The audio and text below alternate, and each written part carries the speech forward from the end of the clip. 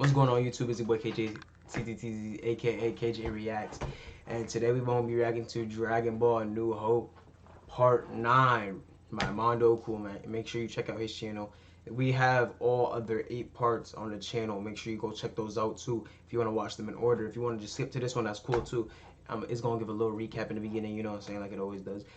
Make sure you like and subscribe if you like the content. Make sure you turn on post notifications so you get the alert every single time I upload. With that being said, big shout out to Mondo Cool once again for the video. You know what I'm saying? Anyways, you know what I'm saying? So you about to watch this. This is the last one. This is part 9 of the series. Make sure you like, subscribe, turn on post notifications. All right, we about to lock in with this one. A New Hope, Goten finally emerged from the Room of Spirit and Time, and without a moment to spare, as Krillin found himself on his last leg against Cell. Though a close battle, it seemed our heroes would come out on top as the young fighter unveiled a Super Saiyan 2 form.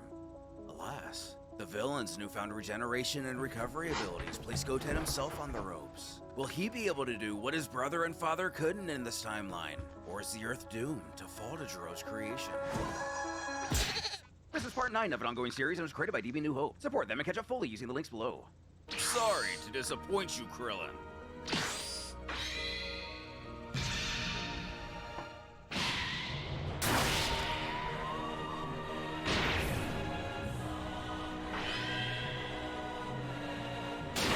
Driving his hand through Goten's chest, the Fiend chuckles that it's too bad the boy gave his only senzu bean to Krillin. Yeah, it does. Giving that shit to Krillin was a waste. Further torments, that's one little vermin taken care of. As these events broadcast their way to the lookout, the sight is too much for the concerned mother.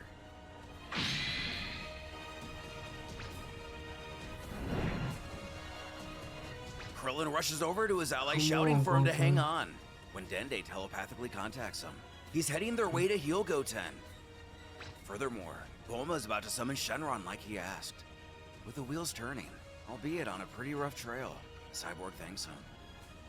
But gazing down at his student, he urges the Guardian to fly faster. Goten is in really bad shape. Yeah, the nigga got a hole in his chest. He'll distract Cell. His first priority is to heal Goten. Krillin pleads with the boy to hang on a little longer. Dende will be here soon. He begs for his forgiveness. He put his life on the line to protect the Earth. So now it's time for himself to do the same. Get active, Krillin!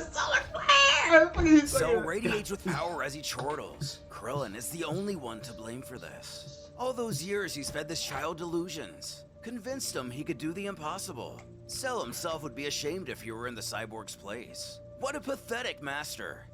Damn. El Massa. El Massa. With the others, Shenron towers above the lookout. He informs the summoners that his power has recently been increased, meaning his wish-granting abilities can now do more than ever before. Though in return, he can now only grant one wish once again. Bulma can only hope Krillin knows what he's doing. But here it goes, as she begins to state her wish. Cutting away to Cell. The sky darkening so suddenly appears to startle him. That's when he remembers.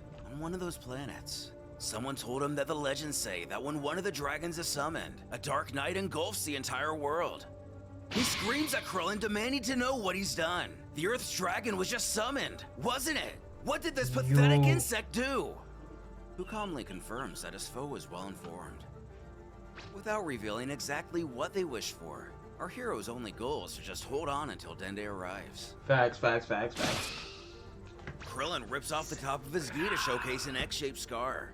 Whatever it is, he thinks to himself that it should be right here.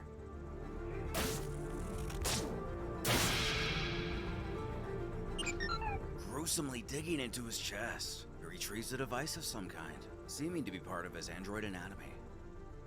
Whatever it is, Cell recognizes it right away. He asks if that's and it is. It is indeed Krillin's power core. From now on, he'll be fighting as a human. It's the least he can do for himself to honor his last battle. Yo, Krillin ain't no bitch. The villain takes in the situation. So Krillin has decided to just deprive himself from using his android abilities. He really is pitiful. As his energy begins to rise, he explains that since Cell has never been human, he doesn't expect him to understand what he's saying. Despite the amazing perks this core brought him, this hunk of metal was also preventing him from being in perfect sync with his body like before.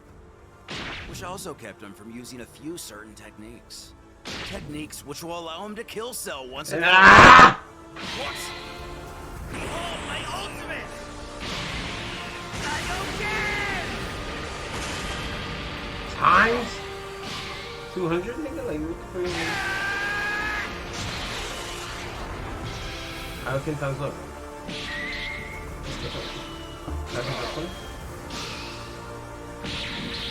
What's the word? What's going on? What's going on?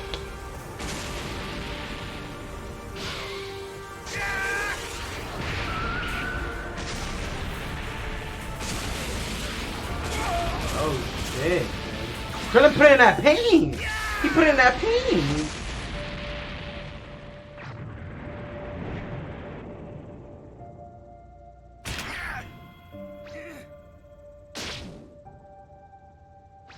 Watching on, the others shout how incredible Krillin is. He's going to win. He's got Cell on the ropes. But Roshi isn't convinced. Sure, he's got the advantage for the moment. But what does he mean by that? He tells how Krillin is already feeling the drawbacks of the Kaioken. His body hasn't been trained to withstand so much power. He's putting his life on the line to save Earth. The real question is, how long can he keep this up before his body breaks?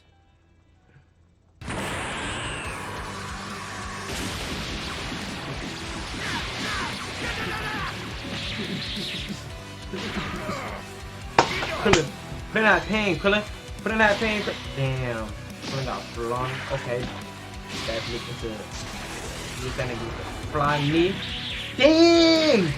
Flying knee for real. And he kicks him in the mother. Okay. Yeah. Oh my. Oh my goodness.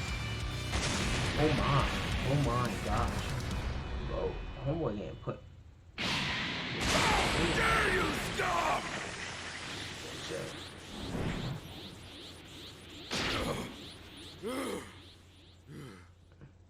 Catching his breath, the battle-worn Cell stutters that this is intolerable. How dare this miserable human? With whom Krillin can barely stand due to the strain put on his body. He knows he needs to get this over with, fast. Yo, Krillin put him in pain, but causing the villain to smirk. He informs that this is merely a minor setback. Placing his fingers to his forehead, he claims he'll be back soon enough. He's so pussy. But nothing happens. He tries again, visibly frustrated. Wondering what's going on. He can't feel any key signature anywhere. Which means Krillin was right. He smirks that he was sure that if the situation turned against Cell again, he would attempt to flee like the coward he is. So our hero made sure to use the Dragon Balls to wish for all life force in the universe to be concealed for a few hours. Now Cell has nowhere to run. He's stuck here. These things are smart. What have you done? Don't let him be, Cell! Kaioken!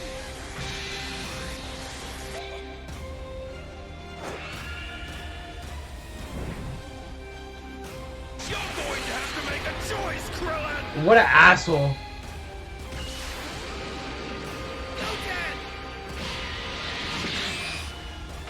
Deflecting the blast and saving Goten's life.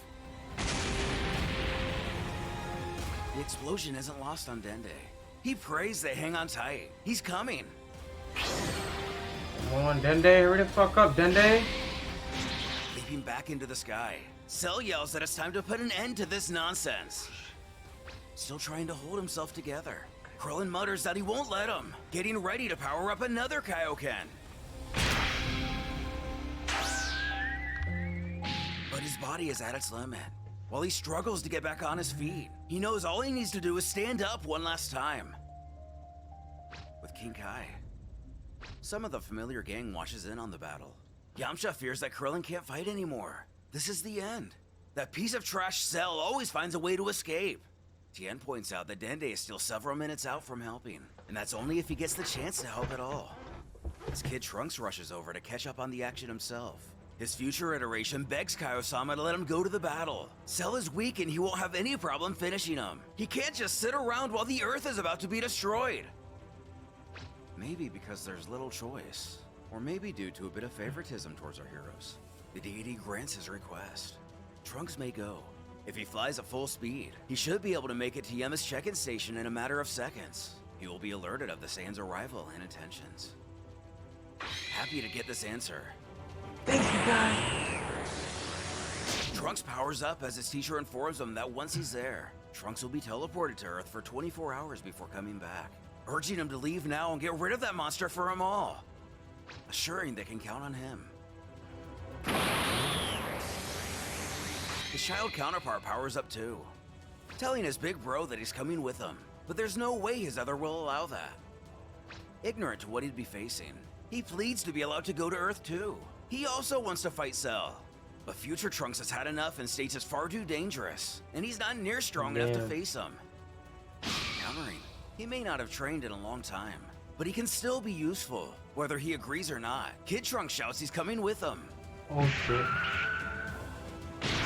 Can you like hit him with a gut punch, shove him on his ass? The time traveler cuts their conversation short and blasts away at full speed. Watching him leave, Tien can't help but point out that Saiyans never were good with pedagogy? Pedagogy? Pedagogy? Which, according to Google, is the method and practice of teaching, especially as an academic subject or theoretical concept. Anyway, Yamcha just gets to Earth in time. Though something appears to catch the attention of King Kai, currently the only one able to still see the fight. Meanwhile, Trunks shows nothing short of determination and fury in his eyes. He barks Cell to just wait. He'll take care of him. Bro, if that's the case, why can't Jumping Goku back and to the fucking battle, Krillin is still unable to Vegeta find his and all these legs. niggas pop up? You know what I'm saying? At the Gohan. same time, Cell screeches at the Gohan reality gets in he's it- faced today. Dad. He, the perfect being, humiliated by the pathetic Krillin. It's Damn. unforgivable. Does he really think that he's stranded here on Earth? He seems to be forgetting that he can survive in space. He'll just blow up this planet for good. Trying everything he can to just move, Krillin knows he has to do something to stop this monster. He can't afford to be weak. Not now. Not again. Screaming at himself to get up. As Goten begins to cough, weakly stuttering for his teacher's attention. He wearily tells him that he's cold. What's happening? You got a hole in your chest. Krillin curses himself. He feels like such an idiot that he's lost himself in anger and despair. So much so, he had lost the very reason why he's fighting. He thanks Goten. He has made him realize that. Although it feels otherwise, he is not fighting for vengeance, but to give humanity a brighter future. Yay! Who only continues to shudder as he speaks. He apologizes that he wasn't up to the task. He, like his brother and father, has failed. His mentor snaps for him not to say that. He's been incredible. He must not lose his confidence in his own abilities. Because now, a great responsibility rests on the young man's shoulders. He is son Goten, protector of humanity. And Cell. He promises Cell that he will die today.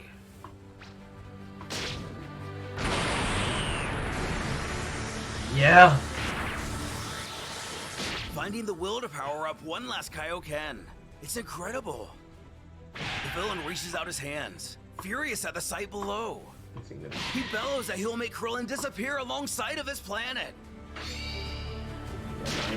Almost ironically, Cell begins to charge a Kamehameha. Are they gonna duel it? Krillin believes it's the perfect time to finally use what he's been saving. This way, he doesn't have a chance of damaging the Earth. Of all of the Dragon Warriors, he has to thank Chaozu for this moment, his old friend. He thanks him for granting him the opportunity to study the Forbidden Scrolls.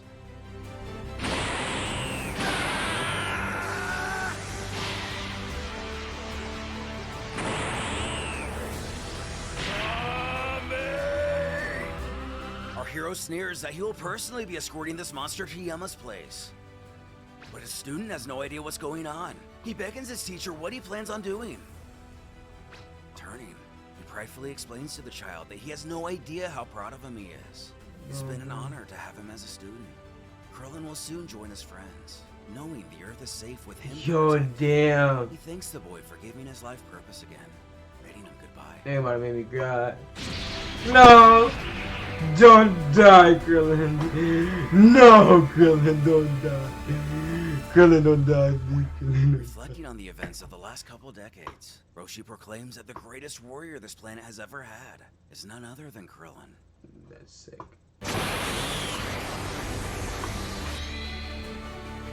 Stay away, you treason!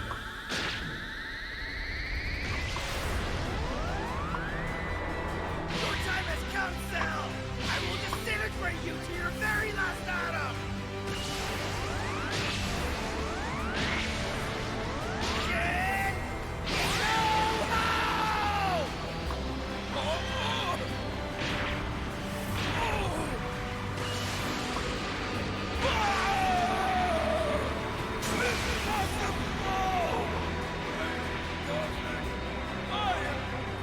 It's finally over. Goodbye, my friends.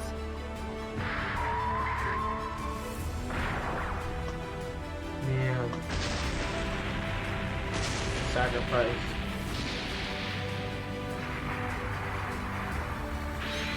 That was a devious sacrifice. Once the planet stopped shaking, Krillin! Krillin! Kinkai slumps over and announces that Krillin did it. He destroyed Cell at the cost of his own life. When Trunks finds himself at Earth's check-in station, he rushes in shouting to Yama that he has to go to Earth immediately, on King Kai's orders. However, the judge of all smiles that there is no need. That piece of garbage Cell is finally dead. Yo, Krillin that's was incredible. sick. He sacrificed himself to save the Earth. Although a little taken aback by this news. What? Looks like Yama and the others were watching in on the fight too. On the lookout, Bulma belts out in anguish at the loss of yet another longtime friend. Chi-Chi is still unconscious. And also heartbroken. Roshi offers the student a symbolic last farewell.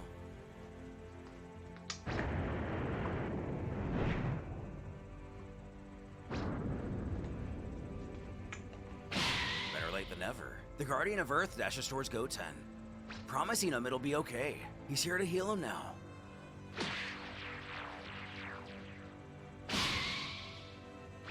And luckily, he jolts awake. Homeboy's a homemade sense of being too green Who too. immediately absorbs the impact of what had just happened. Krillin is dead. A few words of comfort, and Day only offers his condolences. Krillin's plan worked perfectly though. He planned it down to how he wanted to go out. He was determined. He gave his life to save Earth. He died a hero. Silent. The boy mentions he would like to be alone for a moment. He'll meet him back at the lookout a little later. Understanding, Dende implores him to take all the time he needs. He'll inform his mom that he's fine. Word. With Dende flying off,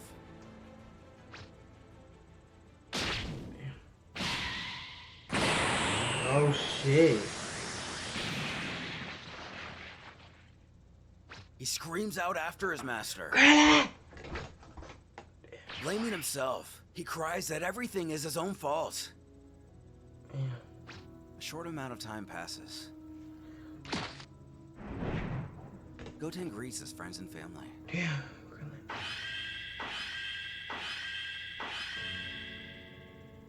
Mr. Popo, While boy, the Earth will certainly feel the loss of the most unexpected hero it's ever had. This day wasn't for nothing.